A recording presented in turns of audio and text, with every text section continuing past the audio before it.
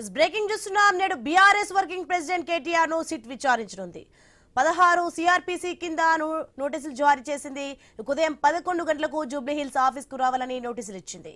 కేటీఆర్ విచారణ నేపథ్యంలో సిట్ కార్యాలయానికి బీఆర్ఎస్ శ్రేణులు భారీగా తరలివచ్చే అవకాశం ఉండడంతో పోలీసులు భద్రతా ఏర్పాట్లు చేస్తున్నారు.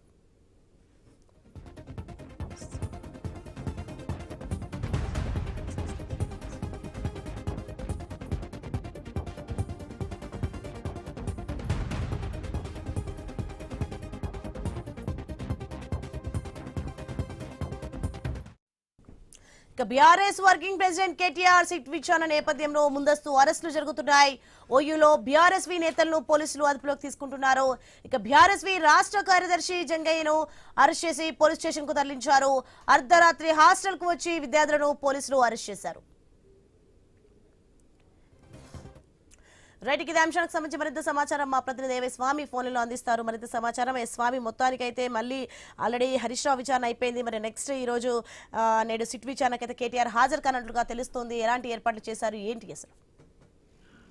అంటే రీసెంట్ గానే హరీష్ రావు సిట్ విచారణ ముగియడంతో కూడా నిన్న సాయంత్రం కేటీఆర్ కు నందినగర్ నివాసంలో సిట్ అధికారులు వచ్చి నోటీసులు అందజేశారు. ఈ రోజు 11 గంటలకు జూబ్లీహిల్స్ ఏసీపీ కార్యాలయానికి సిట్టు విచారణకు సంబంధించిన విషయంలో ఐపీసీ సిఆర్పీసీ 160 నోటీసులు అందజేయడం జరిగింది. ఇందులో ప్రధానంగా తొలుత దీన్ని విట్నెస్ గానే పరిగణించి ఒకవైపు స్టేట్మెంట్ రికార్డ్ చేస్తారు. వారు అనుకున్నటువంటి కేసులో ఏ అంశాలు కావాలో వాళ్ళకి కావాల్సినటువంటి అంశాలకు సంబంధించి సిట్ అధికారులు నోటీసుల ఆధారంగా విచారణ కొనసాగిస్తున్నారు. పోయినసారి హరీష్ రావు విచారణ సందర్భంగా 3 అధికారులు, ఒకవైపు 2 ఐపీఎస్లు, ఒకవైపు ఒక ఏసీపీ స్థాయి అధికారి విచారణలో పాల్గొన్నారు. ఈ రోజు కూడా జూబ్లీహిల్స్ ఏసీపీ కార్యాలయంలో కేటీఆర్ ను కూడా ఒకవైపు స్టేట్మెంట్ రికార్డ్ చేయడం కోసం నోటీసులు ఇచ్చారు. ఇప్పటికే దీనికి సంబంధించిన విషయంలో ఒకవైపు ప్రభుత్వం కావాలని చెప్పేసి ఒకవైపు దావోస్ టూర్ లో ఉన్నటువంటి సీఎం రేవంత్ రెడ్డి మంత్రులంతా కూడా తెలంగాణలో రాజకీయంగా ఒకవైపు దీనికి సంబంధించిన విషయంలో పదే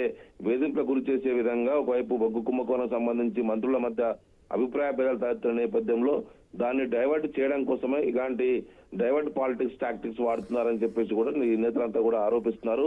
అందులో భాగంగానే ఇప్పటికే ఒకవైపు హరీష్ రావుకు నోటీసులు ఇచ్చారు, మరోవైపు ఇప్పుడు కేటీఆర్ కు నోటీసులు ఇస్తారు. తర్వాత మరికొద్ది మంది బీఆర్ఎస్ నేతలకు కూడా ఇస్తారని చెప్పేసి కూడా ప్రచారం అయితే కొనసాగుతుంది.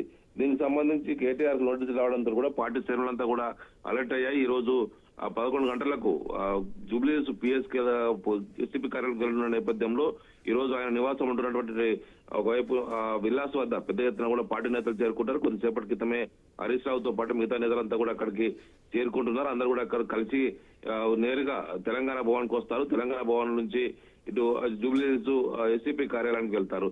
ఒకవైపు ఇటు పెద్ద ఎత్తున కూడా పోలీసులు అక్కడ మోహరించి ఉన్నారు. ఇటు ఉస్మానియా యూనివర్సిటీతో పాటు పలు చోట్ల విద్యార్థి నాయకుల్ని ముందస్తుగా అరెస్ట్ చేస్తున్నారు. విద్యార్థి నాయకుడు జంగయ్యను అర్ధరాత్రి ఉస్మానియా యూనివర్సిటీ పోలీసులు అదుపులోకి తీసుకున్నారు. ముందస్తుగా మొన్న హరీష్ రావు ఏసీపీ కార్యాలయం వెళ్లిన సందర్భంగా పెద్ద ఎత్తున కూడా పార్టీ నేతలు శ్రేణులంతా కూడా అక్కడికి వచ్చి పోలీసుల వైఖరి పైన ఆగ్రహం వ్యక్తం చేయడంతో కూడా కొంత ఉద్రిక్త పరిస్థితి ఏర్పడ్డది. ఇప్పుడు అలాంటి పరిస్థితి తలెత్తకుండా పోలీసులు మరింత గట్టి బందోబస్తు ఏర్పాటు చేస్తున్నారు. గతంలో ఒకవైపు ఫార్ములా ఈ కేసు సందర్భంగా ఏసీపీ కార్యాలయానికి కేటీఆర్ వెళ్లిన సందర్భంగా పెద్ద ఎత్తున కూడా పార్టీ శ్రేణులు తరలి వచ్చి రావడం, పెద్ద ఎత్తున రోడ్డు బ్లాక్ అంతా కావడం, అడవులు జరగడంతో కూడా అప్పుడు కేసులు కూడా నమోదు చేశారు. ఇప్పుడు మరి ఇవాళ కూడా కేటీఆర్ కు మద్దతుగా పార్టీ నాయకులు, కార్యకర్తలు పెద్ద ఎత్తున కూడా తరలి వచ్చే అవకాశం ఉంది. ఓవైపు రాష్ట్రంలో మున్సిపల్ ఎలక్షన్ సంబంధించినటువంటి ప్రిపరేషన్ జరుగుతున్న నేపథ్యంలో ఇలాంటి డైవర్ట్ పాలిటిక్స్ కు కాంగ్రెస్ పార్టీ తెరలేపిందని చెప్పేసి కూడా బీఆర్ఎస్ నేతలు ఆరోపిస్తున్నారు. అందులో భాగంగానే వరుసగా నోటీసులు అంటూ కూడా అడావుడు చేస్తున్నారు. గతంలో ఫార్ములా ఈ కేసులో 3 సార్లు కేటీఆర్ ను ఏసీబీ కార్యాలయానికి పిలిచి విచారించారు. ఇందులో ఏం లేదని చెప్పేసి కూడా కేటీఆర్ కొట్టిపారేశారు. అలాంటి దాన్ని నిర్వహించినటువంటి గ్రీడ్కో సంబంధించినటువంటి యాజమాన్యం వల్ల ఇప్పుడు దావోస్ లో కలిసి ముఖ్యమంత్రితోని ఒకవైపు బంధనాలు చేస్తున్నారు. వాళ్ళు తప్పు చేసిన వారితో మళ్ళీ ఎందుకు ఇలా చేస్తున్నారని చెప్పేసి కూడా ఒకవైపు కేటీఆర్ ప్రశ్న చేస్తున్నాడు. ఇప్పుడున్న పరిస్థితుల్లో ఈ కేసు సంబంధించి రానున్న రోజుల్లో ఈ సిట్టు విచారణ సంబంధించినటువంటి విషయంలో మరింత వైపు ఎలాంటి టర్న్ తీసుకుంటుందని చెప్పి అంతా భావిస్తూ ఉన్నారు. ఒకవైపు ఇప్పటికే హరీష్ రావుకు సంబంధించినటువంటి సిట్ కేసులో ఇప్పటికే సుప్రీంకోర్టు ఒకసారి దాన్ని కొట్టివేసింది. ఒకవైపు సేమ్ ఫిర్యాదులనే మిగతావన్నీ కూడా కొనసాగుతున్నాయి కాబట్టి ఒకే ఫిర్యాదుకు సంబంధించిన విషయంలో 2-3 ఎఫ్ఐఆర్ నమోదైన నేపథ్యంలో ఒక ఎఫ్ఐఆర్ ని సుప్రీంకోర్టు క్వాష్ చేసింది. ఇంకా మిగతా 2 ఎఫ్ఐఆర్ల మీద ఒకవైపు విచారణ కొనసాగుతుంది. దీనికి సంబంధించినటువంటి ఈ కేసు సంబంధించినటువంటి విషయంలో ఇప్పుడు కేటీఆర్ నుంచి కూడా ఈ రోజు స్టేట్మెంట్ అయితే రికార్డ్ అయితే చేసుకొని ఉన్నారు సోని. Right, thanks for the information Swamy.